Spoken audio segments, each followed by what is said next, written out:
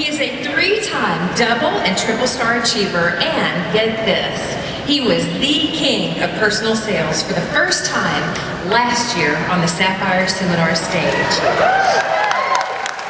Pretty impressive, isn't it? He also went on, when he first debuted as a director, he also achieved a new Director Honor Society status. He's been in the Court of Sharing 6 times, Court of Sales 11 times. He is a 3-time double and triple star achiever, and his highest monthly commission check is already over $11,000. Ladies and gentlemen, get on your feet and let's welcome a member of the Sapphire Go-Give Area Independent Sales Director, Jim Pickett.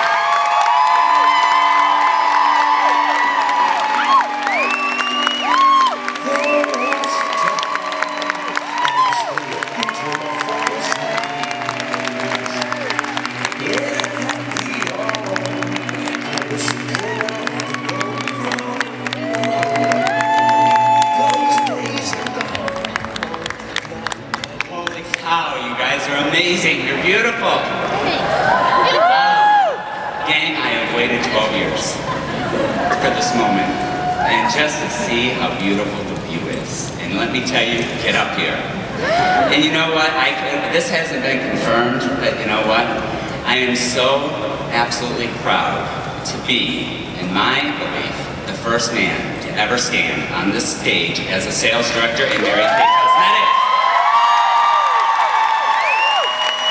Talk about a life's accomplishment. Oh. But you know, it wasn't always, you know, I look back and I just have to chuckle. You know, I'm looking through the audience and it's hard to see, but you know, I have to tell you, wow, what an honor. First of all, I have to just thank my unit, these beautiful women that sit before me. Gang, understand, without each one of them, I am nobody in this business. And thank you from the bottom of my heart for always being there, being a part of the team, and never giving up on the team as well as me. Thank you.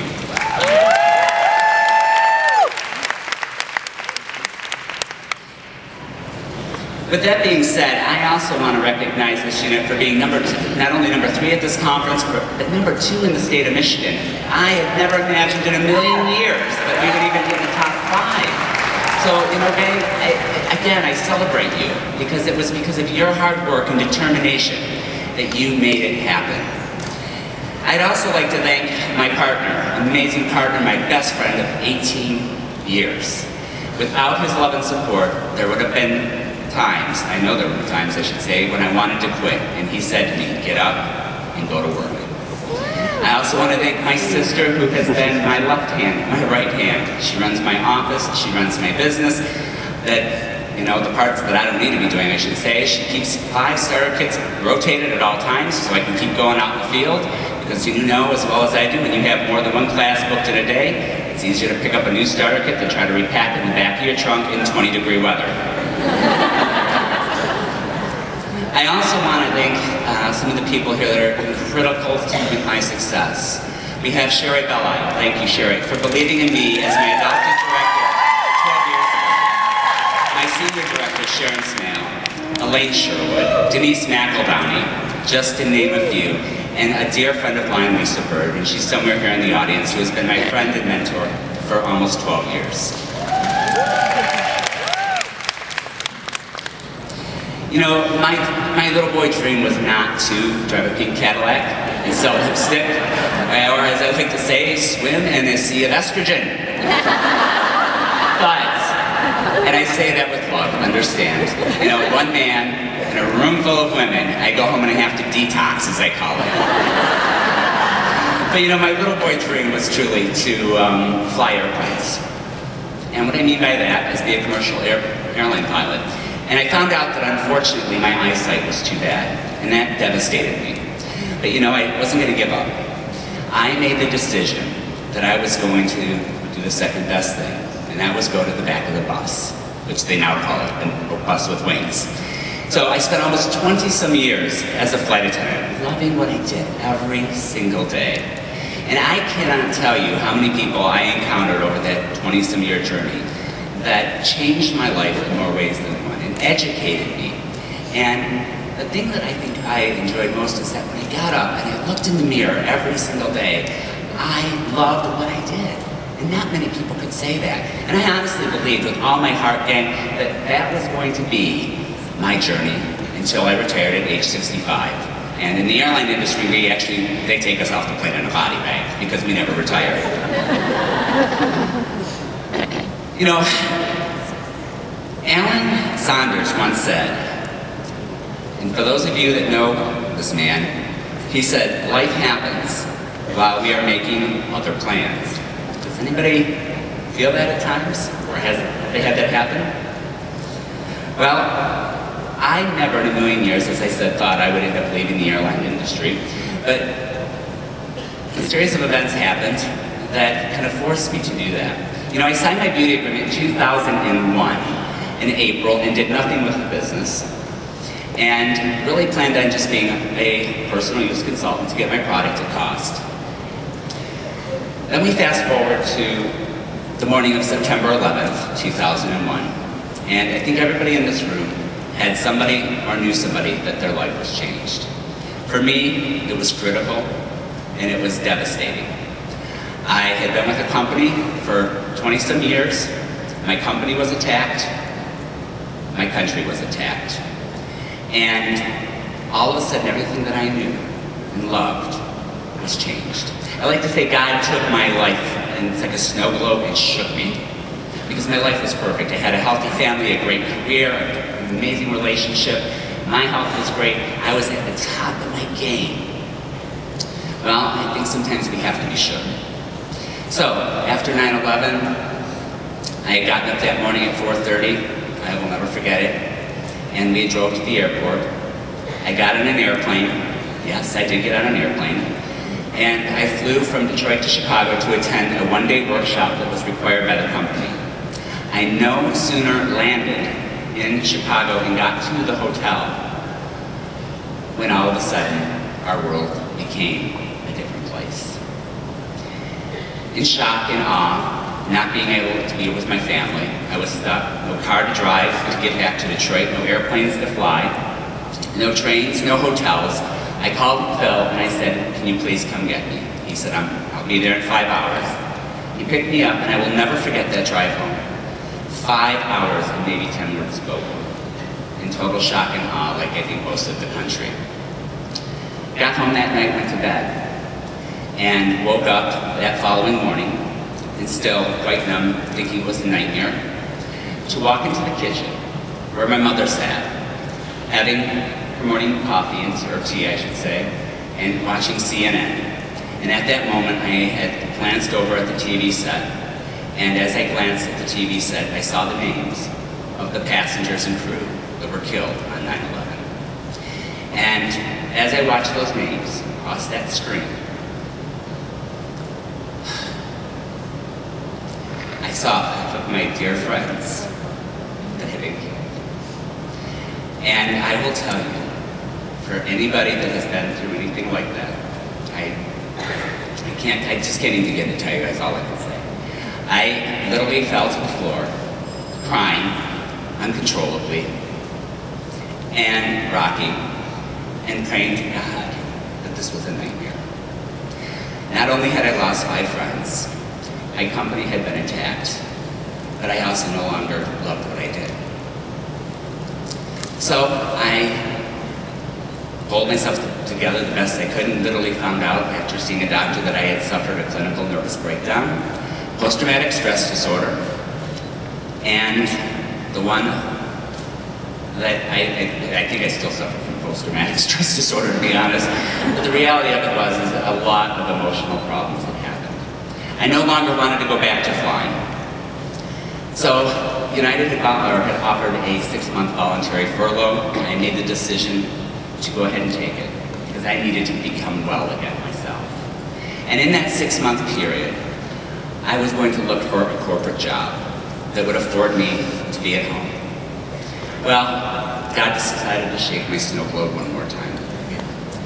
And within, I think it was 2 weeks, maybe 4 weeks after that, my mother had a massive stroke, and 2 weeks following that, my father was diagnosed with stage 4 prostate cancer. I'm like, okay, But you know, I believe everything happens for a reason. And I truly believe that the series of events that happened on 9/11 was to prepare me for the events that I was about to be faced. I had made a promise as a young boy to my mom and dad, who I was very blessed to have great parents. They would never see a nursing home. Now all of a sudden, they needed me, and I was on the road 22 days a month, and I could not be there for them. I had to find a job. Well, if you look for a job after 9/11 gang, good luck. I was not too proud to flip burgers to make the mortgage payment, and I mean that. If I could be at home to take care of them. They took care of me, it was my turn. With that being said, I couldn't find a job, and I was beginning to panic. My recruiter in this company, Cindy Casellas, approached me and she said, "Jim, have you ever thought about doing Mary Kay full-time?" And I said to her, "Cindy, you need to understand, I need to replace a $60,000 a year income, and selling lipstick just is not going to provide that." And so she said to me, "Jim, you're speaking out of anger and ignorance." Ouch. Let me tell you. So I said, "Okay, I'll listen." And so I met with her and my senior director, Sharon Smale. They went over the marketing plan. And I'm very coachable, teachable, willing to learn. I knew that this was a non-negotiable issue. I had to make this work. Not knowing the difference between a lip liner and an eyeliner, I figured I'm gonna learn real quick. So, my journey began. I made that decision at the end of September and worked this business night and day, all the month of October. All of October, I did this business and worked this business and lived this business. Full circle. Because I'm telling you, gang, when your why is as big as mine was, you will move mountains. So strong that it will allow you to laugh uncontrollably at the very thought of achieving it, cry uncontrollably at the very thought of losing it. When you can say that that why does that to you, you will move mountains. So after October, I went into DIQ, November 1. Within 30 days, debuted as a brand new sales director, 2 months and 18 days from that decision.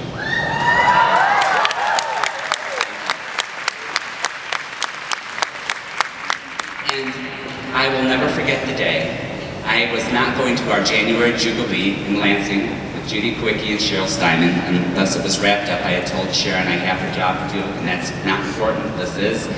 And I remember I wrapped it up on the 18th, and I think the Jubilee was that day or the following, and I was sitting there as scared as ever, because my experience in the Mary Kay world had not been that much. And Judy Kwiecki, thank you, Judy, she took a moment, and she had me stand up, and she literally debuted me at that event, not knowing me from Adam. And I will always remember that moment. You know, this year Judy's going to be retiring, and I just was speaking with her, and tears came to my eyes because she loved me when I didn't feel loved, and that means the world.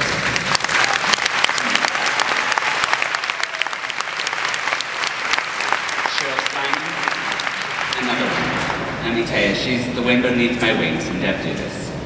There have been times in this business when those women picked up the phone, called me, sent me notes and cards when I needed them most, and I didn't even think they noticed. Being a man in this business it's been a great journey, because all of you have made it a great journey for me. But it's also been a huge responsibility. The responsibility to lead by example. Because gang, when one of you fall, nobody hears it. They hear a thud when I fall. And what I mean by that is, and I don't say that out of ego, hear my heart, but it is, when you are a man in this business and you have been blessed to have the level of success that I have had personally and in my unit has had, you are watched. And we are watched with respect and honor, I hope. But with that being said, also, I don't want to disappoint you. I want to make sure that every single thing that I do, from the moment I get up to the moment I go to bed, is in your best interest and is continued on the values of our founder, Mary Kay Ash. My mom's legacy will continue on through me, through Mary Kay. What she was a woman that gave of herself literally until a week before she passed away. Because of Mary Kay, she was able to live on her terms as well as my dad. And I was allowed to allow them to live in their home and not in a nursing home. And gang, I will tell you, that is a paycheck of the heart that will not only pay me to the day I die, but with 100% interest. Okay? Go to work. Have choices. Because when you lay in bed at night and you know that you got up and you did your job, and that job was to not only help your family, but to help others have choices that they may not have had, you can never go wrong. The others focused. That is my prayer for each and every one of you. So I think my time is up, am I correct? I can't see any lights blinking because I'm too busy staring at these beautiful people. But I want you guys to know that you can come here next year, stand on this stage as a new director, be on that trip to Hawaii, which, oops, I think I spilled the beans. But you know now. Who's going to Hawaii?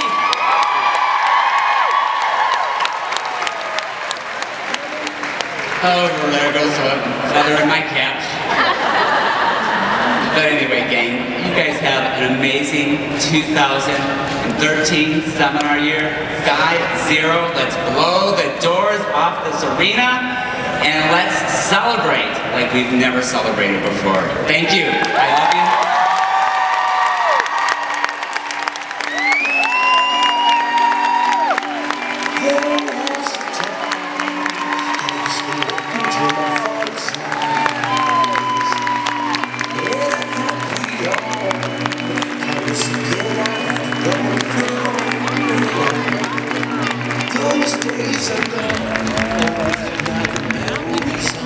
All right, I need you to keep the applause.